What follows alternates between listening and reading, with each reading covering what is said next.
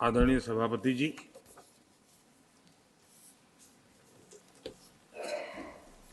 हर 2 वर्ष के बाद इस सदन में इस प्रकार का प्रसंग आता है, लेकिन ये सदन निरंतरता का प्रतीक है। लोकसभा 5 साल के बाद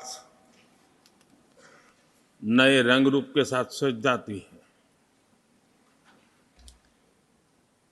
ये सदन हर 2 वर्ष के बाद एक नई प्राण शक्ति प्राप्त करता है, एक नई ऊर्जा प्राप्त करता है, एक नए उमंग और उत्साह का वातावरण भर देता है। और इसलिए हर 2 साल में जो होने वाली विदाई है, वो विदाई एक प्रकार से विदाई नहीं होती है। वो ऐसी स्मृतियों को यहां छोड़ करके जाते हैं, जो स्मृतियां आने वाली जो नई बैच होती है, उनके लिए ये अनमोल विरासत होती है। जिस विरासत को वो यहां अपने कार्यकाल के दरमियान और अधिक मूल्यवान बनाने का प्रयास करते हैं। जो आदरणीय सांसदगण अपने, कुछ लोग जा रहे हैं, हो सकता है कुछ लोग आने के लिए जा रहे हो और कुछ लोग जाने के लिए जा रहे हो। मैं विशेष रूप से माननीय डॉक्टर मनमोहन सिंह जी का स्मरण करना चाहूंगा। 6 बार इस सदन में वो अपने मूल्यवान विचारों से और नेता के रूप में भी और प्रतिपक्ष में भी नेता के रूप में उनका बहुत बड़ा योगदान रहा है। वैचारिक मतभेद, कभी बहस में छिटाकशी, वो तो बहुत अल्पकालीन होता है, लेकिन इतने लंबे अरसे तक जिस प्रकार से उन्होंने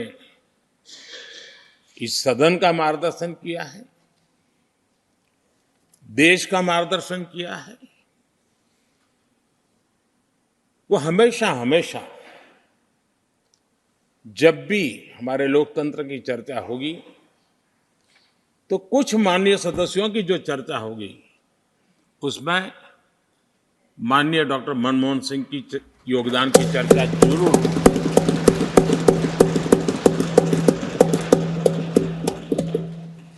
और मैं सभी सांसदों से, चाहे इस सदन में हो या उस सदन में हो, जो आज है वो शायद भविष्य में आने वाले हो, मैं उनसे जरूर कहूंगा कि ये जो माननीय सांसद होते हैं, किसी भी दल के क्यों न हो, लेकिन जिस प्रकार से उन्होंने अपने जीवन को कंडक्ट किया होता है,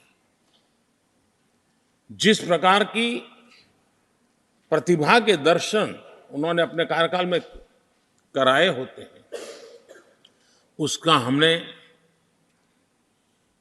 एक गाइडिंग लाइट के रूप में सीखने के लिए प्रयास करना चाहिए। मुझे याद है, उस सदन के अंदर लास्ट कुछ दिनों में एक वोटिंग का अवसर था। विषय तो मैं छूट गया मेरा, लेकिन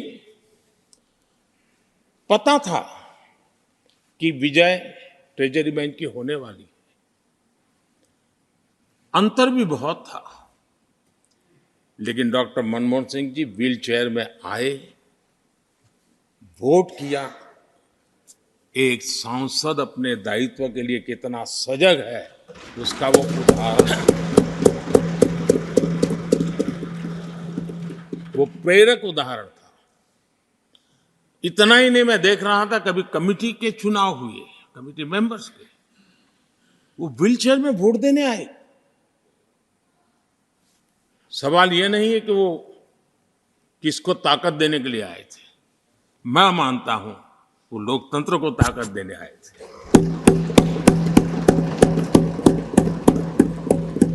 और इसलिए आज विशेष रूप से मैं उनके दीर्घायु के लिए हम सब की तरफ से प्रार्थना करता हूं। वे निरंतर हमारा मार्गदर्शन करते रहे, हमें प्रेरणा देते रहे। आदरणीय सभापति जी, जो हमारे साथी नए दायित्व की ओर आगे बढ़ रहे हैं, इस सीमित विस्तार से एक बड़े विस्तार की तरफ जा रहे हैं, राज्यसभा से निकल करके जनसभा में जा रहे हैं, तो मैं मानता हूं उनका साथ, यहां का अनुभव, इतने बड़े मंच पर जा रहे हैं, तब देश के लिए एक बहुत बड़ी पूंजी बनकर के निकलेगा।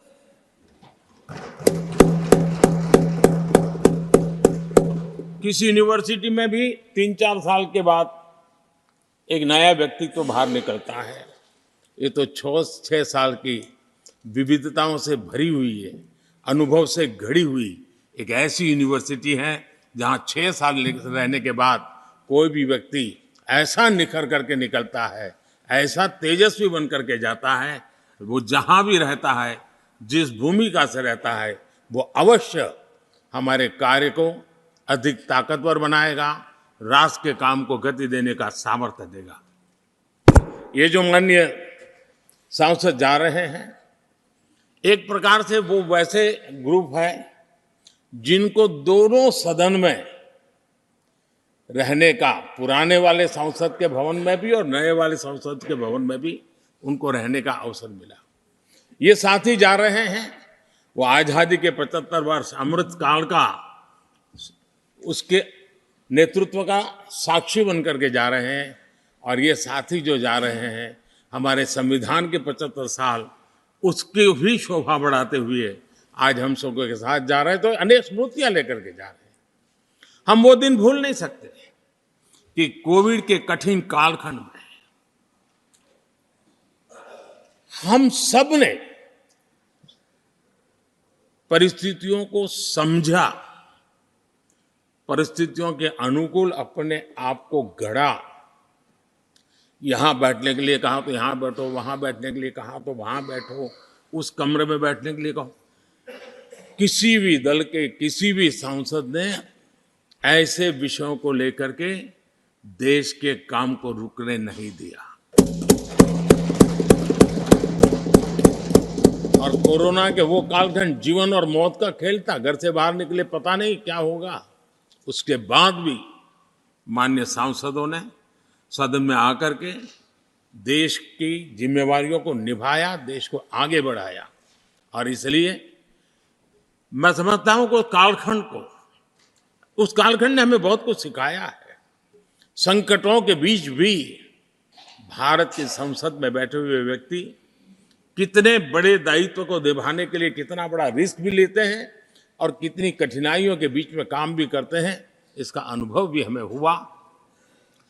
सदन में खट्टे मीठे अनुभव भी रहे। हमारा कुछ दुखद घटनाएं भी रही। कोविड के कारण हमारे कुछ साथी हमें छोड़ के चले गए, आज हमारे बीच नहीं है। वो भी सदन के इसी कालखंड के कुछ प्रतिभाएं थी जो हमारे बीच से चली गई। वो एक दुखद घटना को हमने स्वीकार करते हुए भी हम आगे बढ़ते रहे। और भी ऐसी कुछ घटना हुई, कभी कभी फैशन परेड का भी हमने दृश्य देखा। काले कपड़ों में सदन को फैशन शो का भी लाभ मिला। तो ऐसी विविधताओं के अनुभव के बीच हमारा कार्यकाल बीता। और मैं तो अब खरगे जी आ गए हैं तो मेरा एक धर्म तो निभाना ही पड़ता है मुझे। कभी कभी कुछ काम इतने अच्छे होते हैं जो बहुत लंबे समय तक उपयोगी होते हैं। हमारे यहाँ कोई बच्चा कुछ अच्छी चीज कर लेता है, कोई बच्चा अच्छे कपड़े वपड़े पहन करके अवसर के लिए तैयार होता है तो परिवार में एक आध स्वजन आ जाता है, अरे किसी की नजर लग जाएगी, उसको काला टीका कर दो, तो ऐसे काला टीका कर देते हैं। आज देश पिछले 10 साल में समृद्धि के नए नए शिखर सर कर रहा है। एक भव्य दिव्य वातावरण बना है, उसको नजर न लग जाए इसलिए काला टीका करने का आज प्रयास हुआ है। मैं उसके लिए भी खरगे जी का बहुत धन्यवाद करता हूं, ताकि इस हमारी प्रगति की यात्रा को कोई नजर न लग जाए, ये नजर न लग जाए इसलिए आपने आज जो काला टीका किया है। मैं तो सोच रहा था सब काले कपड़ों में आएंगे, लेकिन शायद काला जोदू खिंचते खिंचते खिंचते ब्लैक पेपर तक चला गया है, लेकिन फिर भी मैं उसका भी स्वागत करता हूं, क्योंकि जब भी अच्छी बात होती है काला टीका नजर न लग जाए इसलिए बहुत जरूरी होता है। और उस पवित्र काम को, और आज जिस उम्र के हैं उस व्यक्ति जब ये काम करता है तो जरा अच्छा रहता है, तो मैं इसके लिए भी आपका आभार व्यक्त करता हूं। आदरणीय सभापति जी, ये विषय कोई लंबे समय लंबा बोलने का तो है नहीं, लेकिन हमारे यहाँ शास्त्रों में एक बहुत बढ़िया बात कही गई है। शायद हमारे सब साथी जा रहे हैं तो जो कमी भी हमें महसूस होगी उनकी, क्योंकि उनके विचारों का लाभ जो आ जाएंगे वापिस वो तो और तेज तर्रार होकर के आएंगे। जिसको हमला करना है वो भी मजेदार हमले करेंगे, और जिसको रक्षा कवच करना बनाना है वो भी बढ़िया बनाएंगे, वो अपना काम चलता रहेगा। हमारे यहाँ शास्त्रों में कहा गया है गुणा गुणज्ञेषु गुणा भवन्ति, गुणा गुणज्ञेषु गुणा भवन्ति, ते निर्गुणम प्राप्य भवन्ति दोषाः, ते निर्गुणम प्राप्य भवन्ति दोषाः। आस्वाद्य तोया प्रवहन्ति नद्य, समुद्र मासादय भवन्तय पेया। उसका मतलब है गुण गुणी लोगों के बीच रहकर गुण होते हैं। जो गुणी लोगों के बीच रहने का मौका मिला तो उनके साथ रहने से हमारे भी गुणों में बढ़ोतरी होती है। निर्गुण को प्राप्त करके वो दोष युक्त हो जाते हैं। अगर गुणियों के बीच में बैठते हैं तो गुण तो बढ़ जाता है, लेकिन गुण ही नहीं है तो दोष बढ़ जाते हैं। और आगे कहा है नदियों का जल तभी तक पीने योग्य होता है जब वो बहता रहता है। सदन में भी हर 2 साल के बाद नया प्रवाह आता है,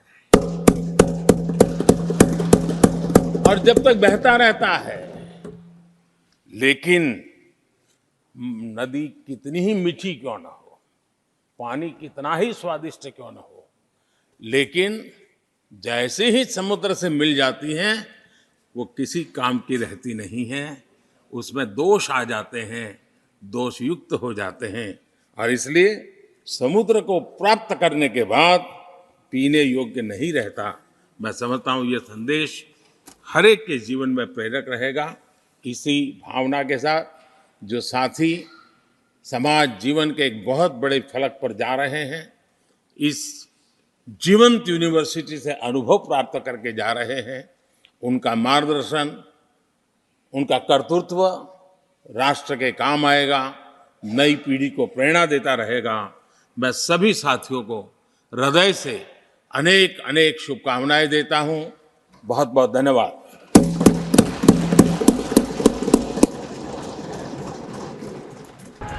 Roti Bank Foundation has served over 1.5 crore meals to needy kids, Feed a child with just ₹40. Please donate generously. Visit rotibankfoundation.org. Join hands to build a healthy India. Stay ahead with our cutting-edge news app. Instantly access the latest shorts in just 1 minute and breaking news in just 50 words. Download now for a smarter, faster news experience.